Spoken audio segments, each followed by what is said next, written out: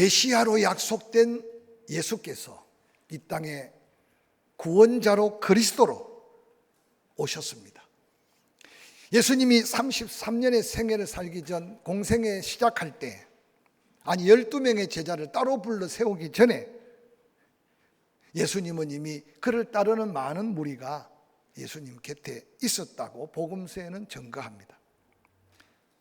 그런 가운데 본격적으로 복음 전도 사역을 위해 특별한 사명을 가질 12제자를 부르시는 모습은 성경 곳곳에 읽을 때 거룩한 감동이 됩니다.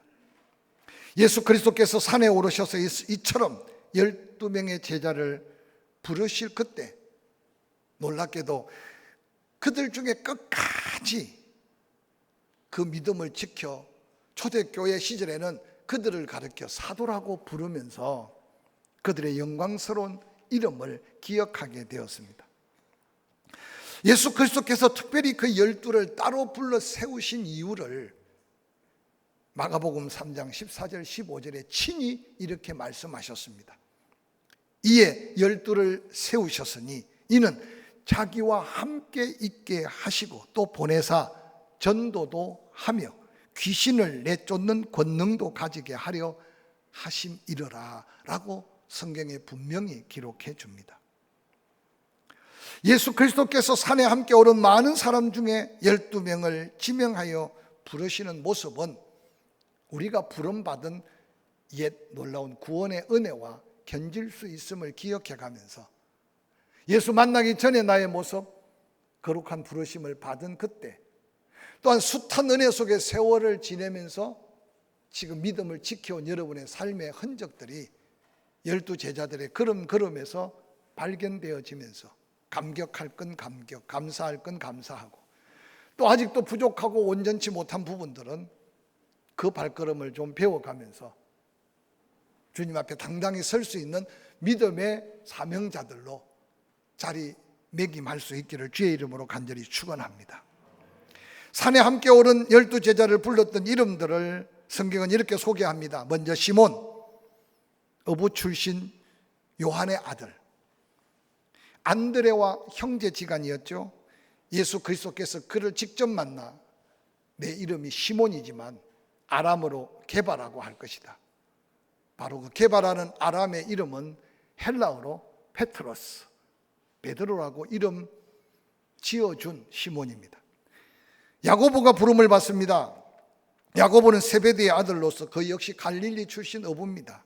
특별히 야고보는 예수 그리스도의 사랑받은 오늘의 주인공 요한과 형제지간입니다. 근데 너무나 놀라운 것은 야고보는 12제자 중에 가장 먼저 순교자가 되었죠. 그런데 그 형제 요한은 숱한 고난이 순교보다 더 힘든 삶의 순교라고 말하는데 그 고난을 이기면서 12제자 중에 가장 오래 살면서 예수 그리스도의 마음을 기쁘시게 했던 제자가 바로 사도 요한이었죠. 그래서 요한과 야고보가 형제였다는 거죠. 안드레가 소개됩니다. 베드로의 형제입니다. 그의 고향 역시 갈릴리, 지금 역시 어부입니다. 놀랍게도 안드레는 베드로를 예수님께 이끌었던 그런 베드로의 동생이었죠. 빌립이 소개됩니다. 베드로와 한 동네 사람이죠. 나다나엘을 찾아가서 예수님을 소개한 놀라운 제자 중에 하나입니다. 중간에 그도 약간 의심이 생겨 아버지를 보여주면 좋겠습니다 라고 예수님께 말씀드린 제자가 빌립이죠. 바돌로메가 소개됩니다. 바돌로메에 대해서 깊이 설명하고 있지 않지만 훗날에 나다나엘로 알려지고 있기도 합니다. 마태가 소개됩니다. 마태 앞에 항상 붙여지는 게 세리마태. 그는 세리 출신으로 오늘날 말하면 세무서에서 열심히 세금을 걷다가 예수님을 만나고 부름받아 예수 그리스도의 제자가 되었습니다. 아람어로 디두모라는 이름을 가진 헬라어 도마라는 이름을 기억할 겁니다. 그래서 도마 하면 기억나는 게 의심 많은 도마. 부활하신 예수 그리스도, 주님이 나타나셨을 때 어디에 계셨는지 모르지만 제자들이 다 변화되고 기쁨이 충만할 때 도마 한 사람이 그 놀라운 은혜의 불을 끄는데 충분했습니다. 너희들 잘못 본 거다.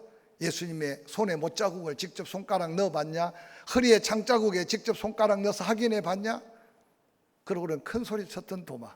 그런데 8일이 지난 후에 예수님이 그 도마를 긍휼히 여기시고 다시 그 자리에 나타났습니다.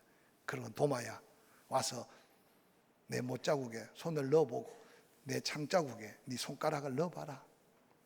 그러고는 믿음 없는 자가 되지 말고 믿는 자가 되라고. 그때 이후로 도마는 별명처럼 의심 많은 도마. 그러나 훗날에 인도에 가서 복음을 전하다가 순교를 당했던 하나님의 일꾼이었습니다. 또 다른 야고보가 소개됩니다. 그 야고보는 알페오의 아들 야고보라고 했는데 초대교회 시절에는 작은 야고보, 즉 요한의 형제 야고보보다 작은 야고보라고 소개되었습니다. 다데오가 소개됩니다. 다데오는 가롯이 아닌 유다라고 불려지기도 합니다.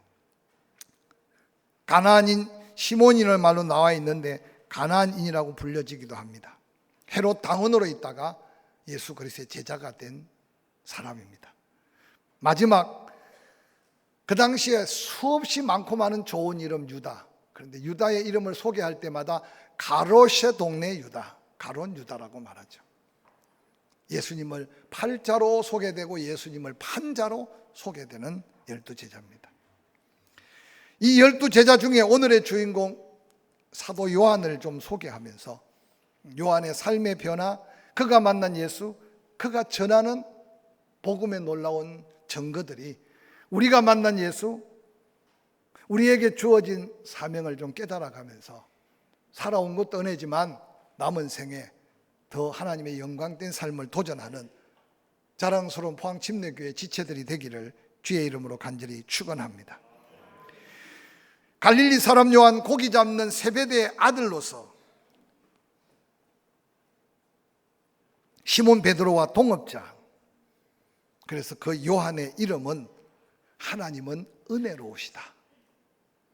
그래서 아마 그 아버지가 아들 이름을 지을 때 야고보라는 이름보다 이 요한이라는 이름이 훨씬 더 의미가 있잖아요. 하나님은 은혜로우시다.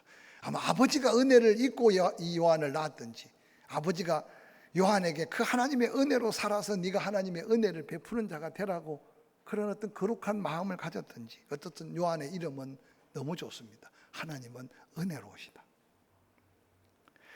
사도 요한이 예수 그리스도를 만나게 된 동기를 요한복음 1장 35절, 36절, 37절에 이렇게 소개합니다. 이튿날 요한이 자기 제자 중 2사람과 함께 섰다. 여기 요한은 사도 요한이 아니고 바로 예수님 전에 6개월 전 광야에 외치는 소리로 주님 오실 길을, 예수 그리스도가 메시아이심을, 세상 죄를 지고 하는 하나님의 어린 양임을 선포했던 침례 요한을 의미합니다. 침례 요한이 자기 제자 중 2사람과 함께 섰다. 예수께서 근이심을 보고 말합니다. 보라, 하나님의 어린 양이로다. 2 제자가 그 말을 듣고 예수를 따랐다. 이어지는 40절에 이 2 제자가 바로 한 사람은 안드레, 한 사람은 오늘 주인공 사도 요한이었다고 말합니다. 초기 선택된 12명의 제자들 중에 그러면 요한의 모습은 어떤 모습으로 예수님께 비쳤을까? 마가복음 3장 16절 이후에는 이렇게 기록합니다. 12를 세우셨다. 시몬에게는 아람어로 게바, 헬라어로 페트로스, 베드로라는 이름을 더해 주셨다. 17절이 중요해요. 세베대의 아들 야고보, 그의 형제 요한, 이들에게는 보아느게 곧 우레의 아들이란 이름을 더하셨다. 그러고는 다른 제자들은 그냥 누구 소개하고 19절 가롯 유다라는 사람에게는 예수를 판 자다. 예수 그리스도께서 아마 십자가에 달려 죽으시고 고난당하시고 부활하시고 난 이후에 이 마가복음을 쓸 때는 이미 상황이 진행된 과거행이니까 가롯 유다의 이름 속에는 항상 예수를 판 가롯 유다. 그런데 여기 놀라운 것은 시몬에게 베드로라고 했던 것을 우리가 수없이 들었는데 예수님 눈에 세베대의 아들 야고보와 그 형제 요한, 그들을 향해서는 별명도 아니고 책망도 아닌 보아너게, 그 보아너게라는 이름을 번역하면 우레의 자식이다. 그것에 이름을 더했다고 성경에는 소개하고 있습니다. 마가복음 3장 17절에 소개된 보아너게 곧 우리의 아들들이란 말을 이해하기 쉽게 설명하면 그 성질이 벼락 같다. 그 아버지의 성격을 이어받았는지 아마 그런 아들로 태어났다고 지칭하는 건지 모르겠지만 보편적 복음주의 학자들은 야고보와 요한, 예수님을 만나 변화하기 전에는 성격이 불같고 강하고 거칠고 거세고 소리가 크고 주장이 강하고 오늘날 예수 그리스도의 제자로서 합당치 않은 모습의 인격을 가진 사람이었다라고 그를 특별히 소개하고 있는 내용을 성경을 통해 발견할 수 있습니다. 그러면 그들이 우리의 아들 보아너게라고 예수님이 이름을 붙여준 그것을 설명이라도 하듯이 예수님을 돕기 위해 사역하는 현장에 그들의 모습이 잠깐 소개됩니다. 누가복음 9장 49절, 요한이 여짜오되 주여, 어떤 사람이 주의 이름으로 귀신을 내쫓는 걸 보고 우리와 함께 따르지 아니하므로 금하였나이다. 여러분, 성경은 아주 예쁜 글씨로 기록되어 있지만 다른 말로 말하면 예수님과 함께 복음을 전하고 막 가려고 그러는데 소문을 듣자 하니까 다른 무리들이 예수 이름을 팔고 예수 이름으로 귀신을 내쫓고 하는 이야기가 들려오는 거예요. 그래서 이 요한이 그들을 모아놓고 예수 이름 따르려면 우리처럼 예수님을 따르든지, 안 그러면 예수 이름 사용하면 알지? 죽는다. 쉽게 말하면. 그러고는 금하였다. 예수님이 그걸 기뻐하지 않으셨지만 요한의 모습을 아주 숨기듯이 표현하고 있어요. 그것뿐이 아니라 이어지는 9장 51절에 예수께서 성천하실 기약이 차감해 예루살렘을 향하여 올라가기로 굳게 결심하셨다. 갈릴리 지역에서, 갈릴리 호수는 지중해 바다보다도 200m가 낮아요. 특이한 호수입니다. 그래서 예루살렘은 지중해 바다보다도 800m 되는 고지이기 때문에 어느 곳이든지 예루살렘을 향할 때는 올라간다라고 말하는 것은 그 지행 때문에 그렇습니다. 그런데 오늘 성경에 보니까 성천하실 기약이 차간다. 예수님께서 고난당하시고 십자가에 달려 죽으시고 그리고 부활하시고 성천할, 즉 메시아로서 그리스도로서 우리를 위해 대속할 일을 행할 일이 거의 다가온다는 거죠. 그래서 예수님이 이제 갈릴리 사역을 마치고 예루살렘으로 올라가는데 대부분 유대인들 경건한 사람들은 무덥고 후텁지근한 요단 계곡길을 통해 여리고에서 예루살렘으로 올라가는 길을 선택하는데 오늘 예수님은 사마리아 동네를 거쳐가는 거예요. 아브라함이 그 길을, 야곱이 그 길을, 나중에 그랬던 족장로라고 하는 그 길을 가다가 사마리아 동네를 지납니다. 한 마을에 들어갔는데 예루살렘을 향하여 가기 때문에 그들을 받아들이지 않았다. 예수님의 무리 일행을 반갑게 받아들이지 않은 거죠. 그때 54절, 제자 야고보와 요한이 함께 나옵니다. 형제니까. 이를 보고 이르되 주여, 우리가 불을 명하여 하늘로부터 내려 저들을 멸하라 하기를 원하시나이까. 이것도 좀 부드럽게 써놨는데 한마디로 말하면 강단이라 좀 쌍소리를 못 하겠는데, 그렇고 그런 인간들, 지금 예수님이 누군지도 모르고 지금 이때쯤은 그래서 야고보와 요한이 예수님이 어떤 분인지 그 기적과 능력을 알았으니까 지금 당장 우리에게 명하시면 예수님 손에 피 묻히지 않고 하늘에서 그냥 불을 내려서 저들을 몽땅 다 조져버리겠습니다. 말씀만 하시옵소서. 지금 이 모습이요, 예수님을 따르고 있는 야고보와 요한의 모습입니다. 저는 이 말씀을 묵상하다가 특별한 부르심을 받았어요. 은혜도 보고 경험했어요. 기적도 보았어요. 그런데 시간이 지나가는데도 변하지 않는 요한의 모습을 성경은 우리를 위로라도 하듯이, 아니 우리를 새롭게 도전이라도 하듯이 조심스럽게 보여주고 있는 말씀을 함께 지금 저희들이 보고 있어요. 그가 얼마나 급하고 얼마나 강하며 그의 성품에 예수의 제자로서 가장 단점을 가진 요한.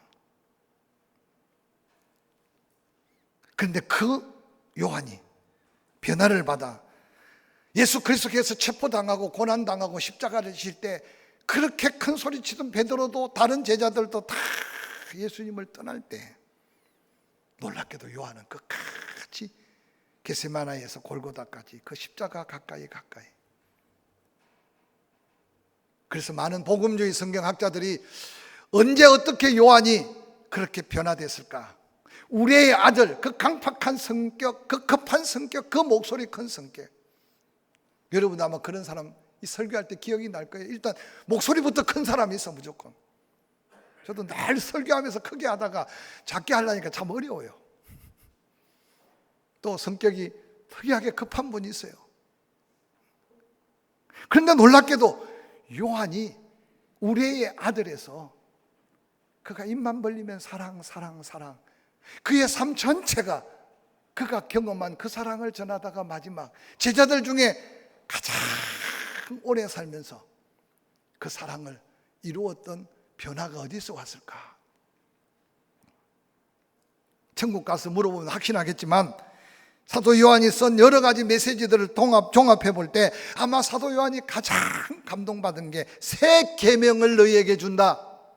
내가 너희를 사랑한 것처럼 너희도 나를 사랑해라. 요한은 예수 그리스도의 사랑을 하나하나 느낄 때마다 이전에 유대인으로서 그 숱한 계명에 짓눌려 있고 예수님이 와도 그 계명 몇 가지 잘 지킨다고 바리새인들, 서기관들, 대제사장들 조금만 허물만 실수만 있으면 돌을 던지고 그들을 죄인 취급했던 그 살벌한 세상 속에 예수님은 자기 몸을 깨트리면서 외치기를 새 계명을 너희에게 준다. 서로 사랑해라. 아마 그 사랑에 녹아든 요한의 모습을 우리는 그의 고백 같은 메시지를 통해 살펴볼 수 있습니다. 그 사랑 때문에 두려워서 떠난 제자들 가운데 그는 묵묵히 골고다의 십자가의 현장까지 예수님이 마지막 호흡을 가다듬고 울고 있는 육신의 어머니 마리아를 향해 어머니 나만 아들로 여기지 마십시오. 옆에 있는 요한이 아들 될 겁니다. 요한아 내 어머니라고만 생각하지 마라. 이제는 너의 어머니다. 예수님은 딱 이 말씀하시고 요한과의 대화가 끝났어요. 지금도 소아시아 지역의 사도 바울의 복음 전하는 흔적을 더듬어 보면 에베소의 언덕 위에 사도 바울 기념교회가 덩그랗게 기둥들만 남아 있어요. 사도 바울이 마지막 그의 제자들의 부축을 받아서 설교했다는 마지막 설교가 너무 중요하죠. 사랑하라고, 서로 사랑하라고 그 말씀을 마치고 요한의 생애 마지막을 끝마쳤는데 그가 마지막 설교했다는 그 강단 자리에 지금도 사도 요한의 묘비가 평장으로 표시가 되어 있어요. 많은 사람들이 그걸 보면서 숙연해질 수 있어요. 근데 더 놀라운 것은요, 골고다 언덕에서 예수님 말씀하신 나의 어머니만 되는 게 아니라 너의 어머니라고 말한 그 마리아를 전성에 의하면 요한이 평생 섬기다가 사도 요한 기념교회에서 아래로 내려다보면 마리아 기념교회가 에베소에 세워져 있습니다. 바로 예수님의 육신의 어머니 마리아를 예수님의 그 말씀 부탁으로 지극정성으로 섬기면서 훗날 그 마리아를 기념하면서 세운 교회까지 세워져 있는 것이 에베소의 요한의 사랑의 흔적이라고 해도 지나치지 않을 겁니다. 안식 후 첫날 예수 그리스도의 부활의 현장에도 먼저 달려갔습니다. 베드로의 억센 근유에 뿌리치지 못하고 갈릴리로 갔지만 지난주 함께 설교 들었죠. 부활하신 예수님이 새벽에 고기 한 마리 잡지 못하고 허탕친 제자들에게 오른편에 그물을 내리려고 할 때 그물에 고기 잡힌 걸 통해서 그분이 예수님인 걸 가장 먼저 느낀 것이 요한이었습니다. 그래서 요한이 주님이다 라는 말 한마디에 베드로가 겉옷을 다시 두르고 물에 뛰어든 사건은 요한의 마음속에 그 피어오르는 사랑의 열정이라고 생각하면 좋을 겁니다. 예수 그리스도의 사랑에 새롭게 변화된 요한, 이제 그는 입만 벌리면 사랑, 입만 벌리면 그가 경험한 사랑을 고백하고 있습니다. 사도 요한이 남긴 사랑의 흔적들은 요한복음을 기록하고 요한 1서, 2서, 요한 3서를 기록하고 마지막 밤모습에서 우리에게 유일한 신약 시대의 계시록이라고 하는 요한계시록을 사도 요한을 통해서 하나님은 남겨주셨습니다. 변화받고 새로운 사명에 불탄 사도 요한의 항상 중요한 메시지는 사랑이었습니다. 그의 가장 놀라운 외침이라면 누구든지 예수 믿고 구원받은 사람이 다 암송하는 구절, 아니 안 믿는 사람도 알고 있는 구절, 요한복음 3장 16절, 하나님이 세상을 이처럼 사랑하사 독생자를 주셨으니 이는 그를 믿는 자마다 멸망치 않고 영생을 얻게 하려 하심이라. 성경 전체의 주제가 될 정도로 사도 요한이 예수 그리스도의 사랑을 깨닫고 하나님의 사랑을 외친 가장 강력한 메시지의 주제였습니다. 하나님이 세상을 사랑하셨다. 요한복음 13장 3절에도 동일한 고백입니다. 새 계명을 너희에게 준다. 서로 사랑하라. 내가 너희를 사랑한 것 같이 너희도 사랑해라. 이 놀라운 외침 가운데 특별히 사랑에 대한 놀라운 정의를 요한 1서 3장 16절, 헷갈릴까 봐 요한복음 3장 16절, 요한 1서 3장 16절. 오늘 이 예배를 드린 저와 여러분들 3장 16절만 기억하면, 요한복음 다 요자로 시작해요. 요한을 기억하라고. 요한복음 3장 16절, 하나님이 세상을 이처럼 사랑하사. 요한 1서 3장 16절 한 목소리 읽어볼까요? 그가 우리를 위하여 목숨을 버리셨으니 우리가 이로써 사랑을 알고 우리도 형제를 위하여 목숨을 버리는 것이 마땅하니라. 우리는 너무나 쉽게 듣고 쉽게 잊어버린 말씀이지만 사도 요한이 이 말씀을 기록하고 선포할 때는 그 가슴 속에 하나님의 그 사랑의 크기, 하나님의 그 사랑의 놀라운 위력, 하나님의 그 사랑의 놀라운 은혜를 다 경험하고 난 다음 우리를 위하여 당신의 목숨을 버린 것이 하나님의 사랑이다. 그 사랑을 알아야 진정한 사랑을 안다.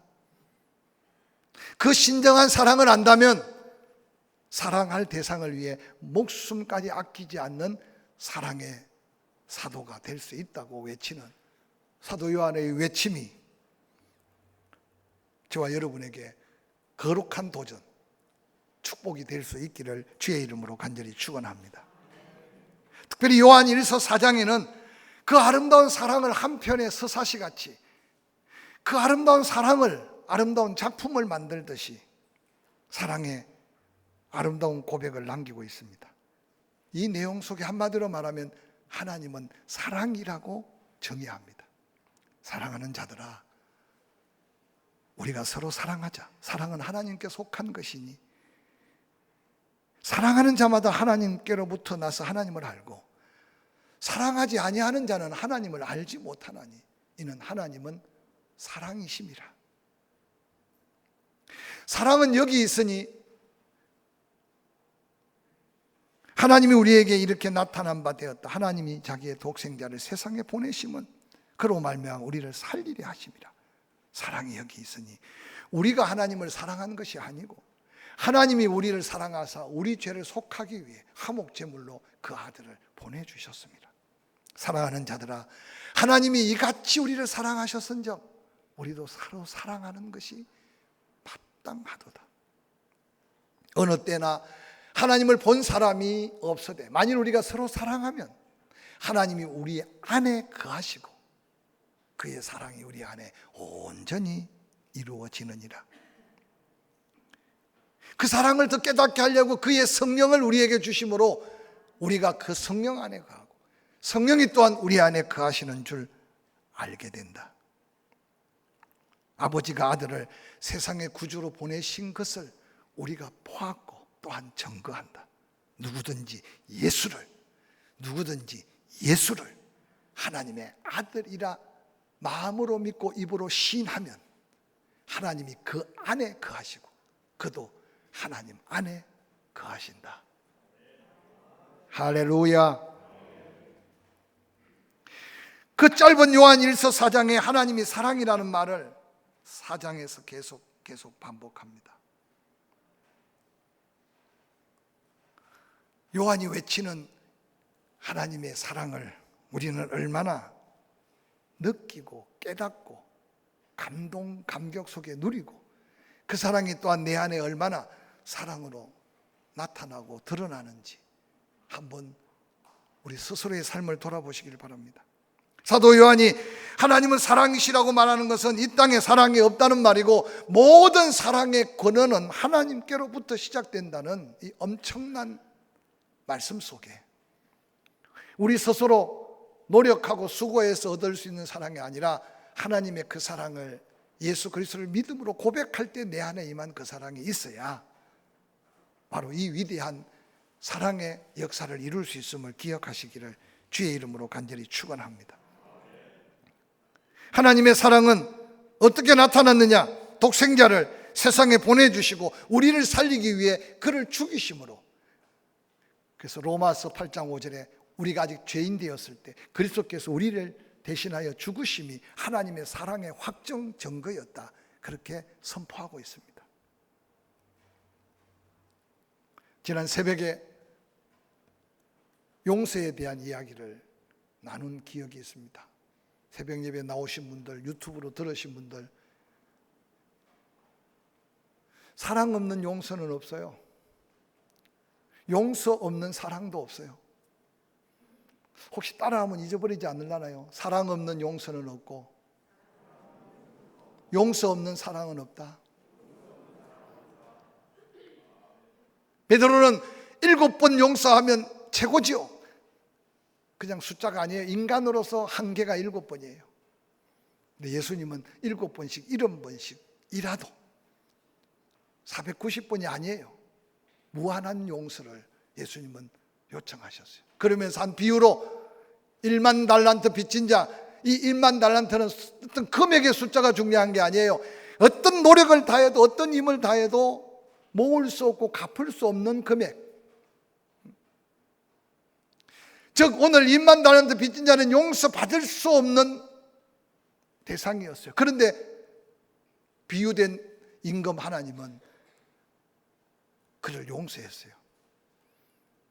사랑하는 성도 여러분, 우리가 예수 그리스도의 은혜로 용서받은 죄는 우리가 어떤 수도, 어떤 수고, 어떤 선행, 그 어떤 것을 통해서도 사함을 받을 수 없는 엄청난 죄를 하나님은 송두리째 용서해 주셨어요. 그런데 100데나리온 빚진 친구를 만나자마자 100데나리온은 수고하면 갚을 수 있는 거예요. 당정 한 사람 품값이 한 데나리온이라면 그래도 100일 동안 품값이 적은 돈은 아니지만 그가 용서받은 감격을 잊어버리고 그 100데나리온 빚진 자를 붙들고 두들겨 패고 옥에 가두고 주변에 구경하던 사람이 그걸 알고 왕에게 다시 고소합니다. 오늘 우리의 현실 속에요, 사랑이 있는 것 같은데도 용서가 없어요. 용서하려고 몸부림치는데 사랑이 없는 거예요. 이게 현대 시대 속에 우리가 지금 고백할 수 있는 고민이고 고통이에요. 저는 추석을 앞두고요, 여러분 가슴 속에 오늘 사도 요한이 그렇게 불같고 용납할 수 없는 성격 성품, 모두가 볼 때 단점만 가지고 있는 인생인데 새 계명을 준다, 서로 사랑하라는 예수 사랑의 노가지고부터 그가 어느 날 사랑의 사람으로 바뀌어졌습니다. 입만 벌리면 사랑, 누구를 만나든지 사랑. 저는 이 말씀을 준비하면서요, 저도 온전치 못해요. 저도 어떤 때는 마음이 힘든 사람도 있고요, 이해가 안 되는 사람도 있고요, 가족 중에도 그렇습니다.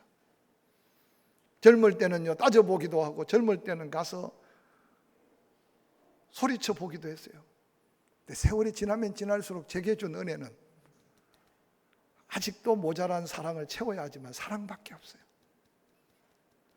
늘 제가 강조했듯이 사랑은 사랑받아야 될 상대를 위한 게 아니고 용서는 용서받아야 될 대상을 위한 게 아니라 나를 위해서. 추석이 가까웠습니다. 들에는 벼가 익어갑니다. 그 추석이 아니고 추석이 가까웁니다. 보기 싫은 시자 어떻게 하면 안 만날까요? 추석이 가까웁니다. 마음 상한 형제 어떻게 하면 말을 안 붙이고 피해갈까요? 혹시 그런 고민 속에 있다면요, 오늘 요한이 경험한 이 사랑을 좀 가슴에 담아서 여러분이 그리스도인으로 변화된 모습으로 여러분의 작은 불빛이라도 그 가정을 비춰서 흑암에 짓눌려 있는 영혼들을 사랑의 향기로 녹여가는 기적을 도전하시기를 주의 이름으로 간절히 축원합니다.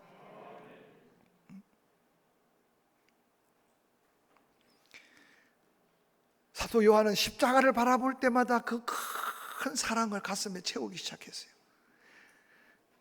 우리는 십자가의 사랑을 알기는 알고 믿기는 믿는데 필요할 때 그 십자가가 보이지 않아요.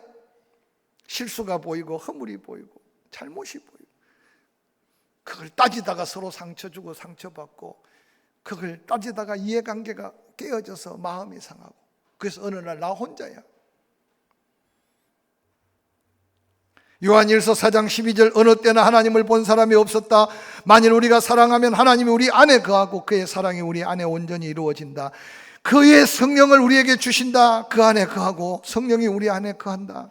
아버지가 아들을 세상에 보내주신 것은 우리가 보았고 증거한다. 누구든지 예수를 하나님의 아들이라 시인하면 하나님이 그 안에 그도 하나님 안에 하나님이 우리를 사랑하는 사랑을 우리가 알고 믿었노니 하나님은 사랑이더라. 사랑 안에 거하는 자는 하나님 안에 거하고 하나님도 그 안에 거한다. 사랑할 때 여러분 놀라운 성령이 우리의 사랑이 에너지가 되고 능력이 되고 기적이 되도록 우리와 함께 하신다. 저는 이 말씀을 묵상하다가요, 내가 가진 사랑이 적다고, 내가 가진 사랑이 연약하다고, 내가 가진 사랑이 보잘것없다고 두려워하지 마세요. 사랑하려고 결단하고 사랑하려고 마음먹는 그 순간 성령께서 우리 안에 강력하게 역사하셔서 꺼져가는 사랑 같은데도 끄지 않고 그 사랑이 원자 폭탄이 되어서 여러분의 미소 말 한마디에 문 영혼들이 하나님께로 사랑의 놀라운 은혜 안으로 휩쓸려 들어올 하나님의 역사를 한번 기대해 보시기를 바랍니다. 사도 요한은 주 안에 거하는 증거를 세 가지로 소개합니다. 요한일서 4장 12절 하나님이 우리 안에서 그 사랑으로 온전케 하신다.